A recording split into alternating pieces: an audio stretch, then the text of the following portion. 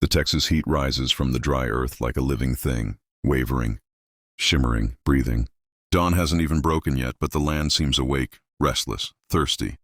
A copper-orange glow leaks across the horizon, brushing over a lonely farmhouse standing, like a stubborn survivor in a battlefield of dust. Inside, Evelyn Harper leans over the kitchen sink, her fingers trembling around a chipped enamel cup. The screen door behind her rattles in the breeze, tapping like impatient fingertips. She hasn't slept in 2 nights, not since the storm chewed through the western fence line. Again. Not since she realized the cattle had slipped out and scattered across the mesquite flats. Not since she began to accept the truth. She can't run this farm alone. Not after her husband died in Italy. Not after her brother left for the Pacific. Not after the hired hands disappeared to enlist. The farm is too big. The fence is too old. The land too unforgiving. Evelyn sets the cup down. It clinks louder than it should. Outside, truck engines rumble, 3 of them heading toward the cotton fields. She freezes. She knows that sound. Everyone in Gillespie County knows that sound. The POW work detail. German prisoners. Young men captured in North Africa. Shipped halfway around the world. America's strange new farmhands. Evelyn steps onto the porch just as the trucks roll up in clouds of chalky dust. She lifts her chin, hiding the tremor in her jaw. The gate swings open and 12 men climb out. Thin, sunburned. Their khaki uniforms bleached almost gray by the Texas sun. Most avoid her eyes, but one doesn't. A tall blonde prisoner with sharp cheekbones and the posture of someone who has been taught to stand straight even when the world collapses. He looks barely 20, a boy forced into a man's war. A metal tag hangs from his neck. Cowbower. He studies the broken fence in the distance, then the scattered cattle tracks, then Evelyn's tired eyes. Something in his gaze softens, not pity, not arrogance, but a quiet, thoughtful recognition. The American guard speaks. "Ma'am, they're here to work whatever you need fixed today." Evelyn swallows. Her throat feels coated with dust. "The cattle got out," she manages. Fence line's gone. Wires twisted. Posts are rotted through. The guard turns to the prisoners. "Fence repair. All day." But Bauer steps forward, raising a tentative hand, polite, almost apologetic. "Frau," he says in careful English, "your wire. It can be fixed faster if we don't do it the American way." The guard frowns. "What does that mean?" Bauer kneels in the dirt, drawing a looping pattern with one finger, something like a knot, something like a trick, something so simple it looks absurd. "A stupid wire trick," he says quietly, "but strong, stronger than nails." Evelyn watches him. The prisoner watches the land, and the land seems to be watching back. The morning sun climbs higher, turning the fields into rivers of gold and dust. Evelyn walks ahead, her boots sinking into the soft earth. The prisoners following behind her in a loose, uneven line. The guard lags a few paces back, wiping sweat from his brow, bored already. But Bauer, he walks with the quiet alertness of someone studying every fence post, every wind-bent cedar, every curve of the land.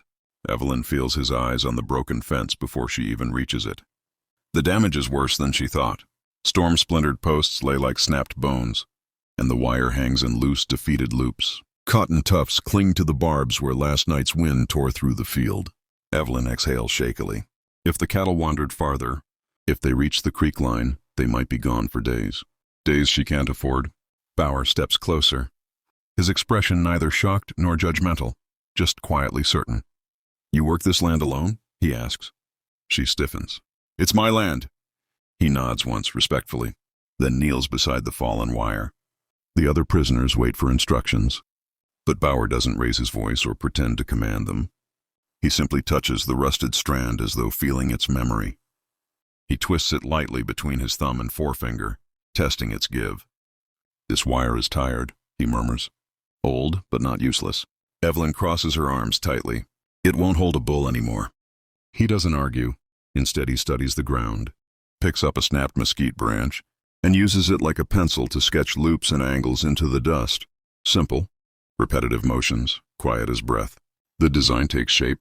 A figure-8 twist, a doubling back loop, a tension lock. The other prisoners lean in, whispering. One murmurs, "Ah, der alte trick," with a bittersweet chuckle. Another adds, "We used it on fences after the bombings." Evelyn's chest tightens at the word bombings. Germany is a world away, but suffering travels fast. Bauer glances up at her. My father taught this to me, he says softly. When the farm was still ours. Before. He stops himself, jaw tightening, discipline overriding memory. Evelyn nods. She knows the look of a memory too heavy to say aloud. Show me, she says. Bauer doesn't smile, but the tension in his shoulders loosens. He gestures for two men to hold the wire ends. Dust floats around them in the hot stillness. Bauer works with surprising gentleness, twisting, tucking, looping. His hands move like someone who has mended more fences than he has fought battles.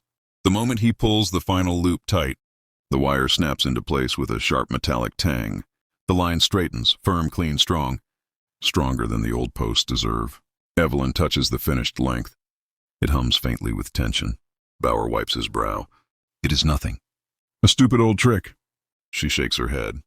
And for the first time since the storm, hope drifts through her like a cool breeze. By late morning, the Texas sun presses down like a heavy hand, flattening shadows and baking the earth into cracked patterns. The prisoners work wordlessly, each man moving with quiet resolve. Dust gathers in their hair, their collars, the folds of their sleeves. Evelyn watches them with a conflicted tightness in her chest, not distrust exactly, but something tangled between fear, grief, and reluctant curiosity. She expected resistance, complaints, cold stares, the things the posters warned about. Instead, they work like men who know the value of land, like men who have knelt in soil before. Bauer finishes another loop of wire with that same strange, graceful economy, twist, tuck, pull, lock. The fence tightens again with a neat snap. It looks like magic, or luck, or memory stitched into steel. You learned this from your father? Evelyn asks, handing him a fresh length of wire. He nods once. Our farm was small, too small to lose anything. Every wire mattered. For a moment he seems far away, standing not in Texas dust, but on soil half a world behind him. Evelyn doesn't pry. She simply watches the way he handles the wire, as if every strand carries a story he's afraid to break. Near the cedar tree, two prisoners work together replacing a rotted post. One mutters a joke under his breath, something soft and resigned. The other laughs, a warm human sound Evelyn isn't prepared for. It startles her more than any shout would have. She turns toward the guard. They don't seem dangerous. The guard shrugs. Most of them are just farm boys like us. They're glad to be anywhere that ain't a battlefield. Evelyn looks again at their faces, sunburnt, tired, too young. They don't look like villains. They look like sons, brothers, the pieces of families shattered but still moving. Bauer wipes his hands on his trousers. May I ask something? His tone is cautious, respectful. Evelyn hesitates. She hadn't even thought of it. Shame prickles her skin. The land has been stingy, the well stubborn, and every drop feels measured. But the sight of their cracked lips, their dust-caked throats, it pulls something honest from her. She brings out a galvanized bucket and a stack of enamel cups. The men stiffen, unsure if they're allowed. Bauer encourages them with a small gesture. They drink in turns, savoring each swallow like a gift.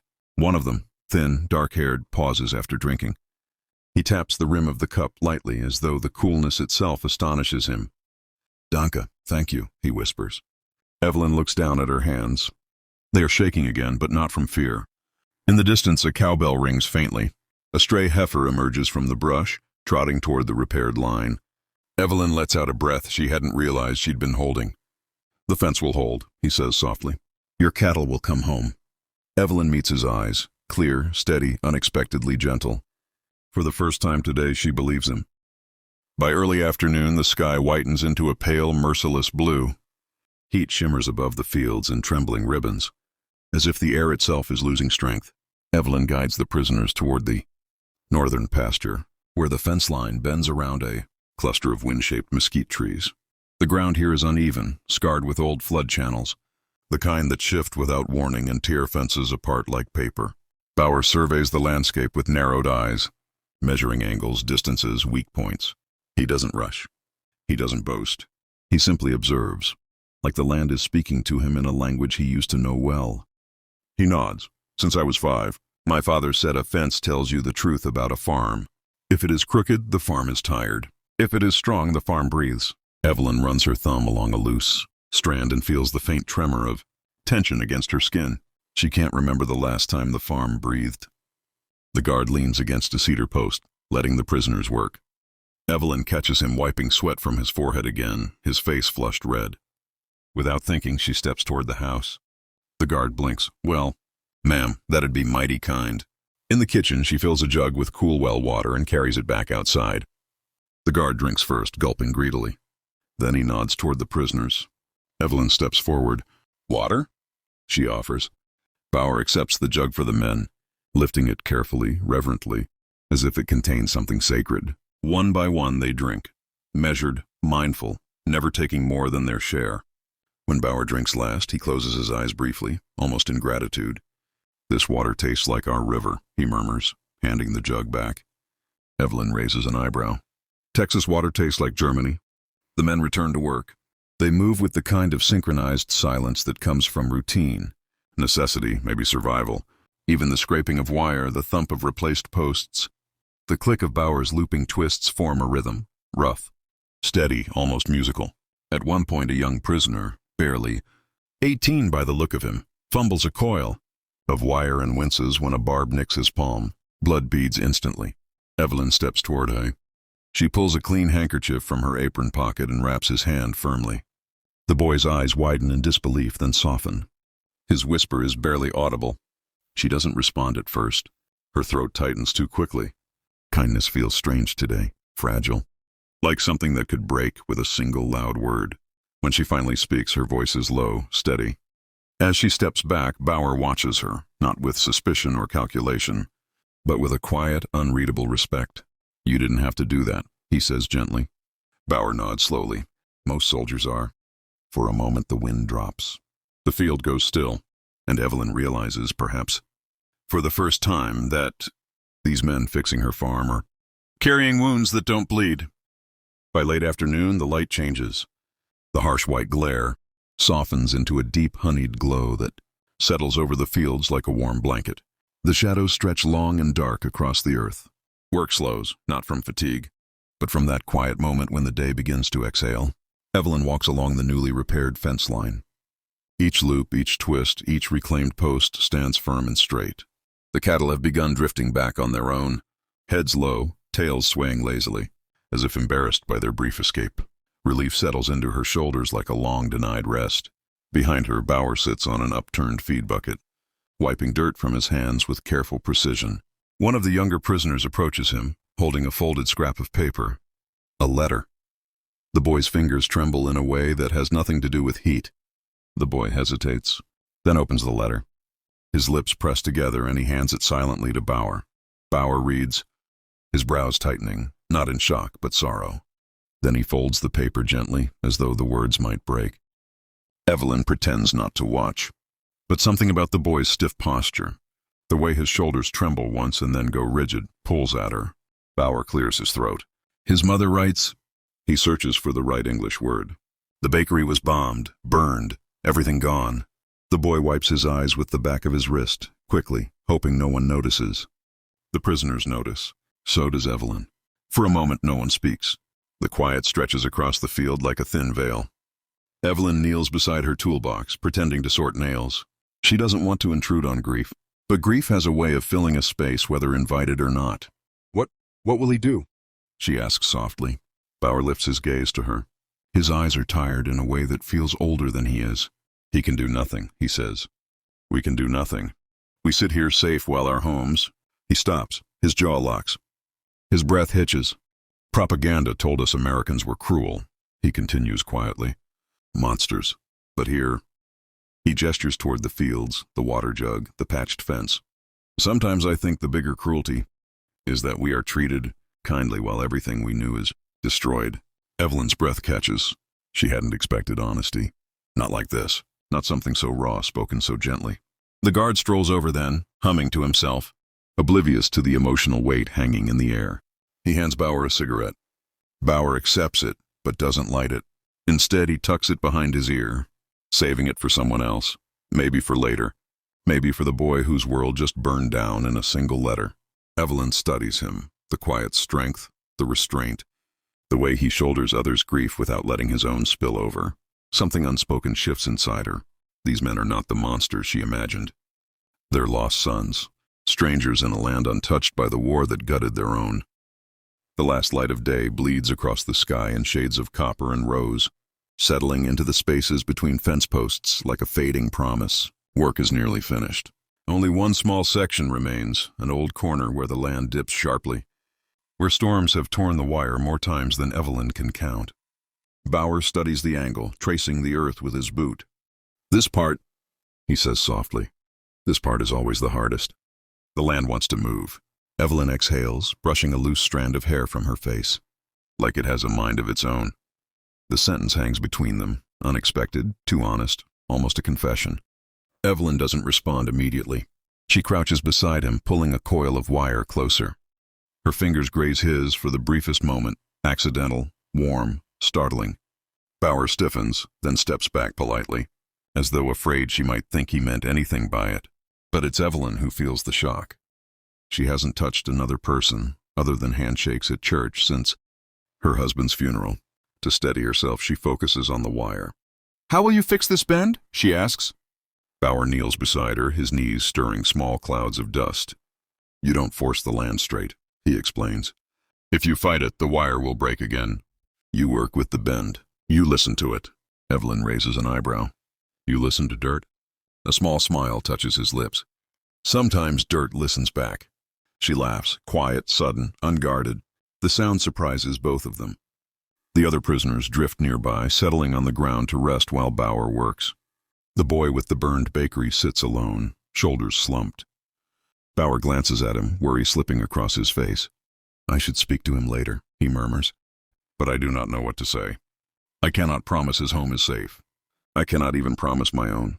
Evelyn presses a fence staple into his hand. "Maybe he doesn't need promises," she says. "Maybe he just needs to know he's not alone." Bauer looks at her then, really looks, and something softens in his expression. The way he says father, with reverence, with longing, makes her chest ache. She rarely hears the word without feeling a deep hollow now. Her own father had died years before the war, but the missing never truly faded. "No, I wanted to study engineering." He tightens a loop of wire, hands steady despite the ache in his voice. "But the war told us what we could be, not what we wanted." "I don't know if Germany will have anything left to rebuild." The honesty stings her, unexpected sympathy for a land she's never seen. She places her hand over his for a moment, warm against the grit of wire and work. "Fences can be rebuilt," she says softly. "So can places." Bauer's eyes lift to hers, filled with something fragile, something searching. "Then maybe people can too," he whispers. And for the first time, Evelyn realizes the land isn't the only thing returning to strength.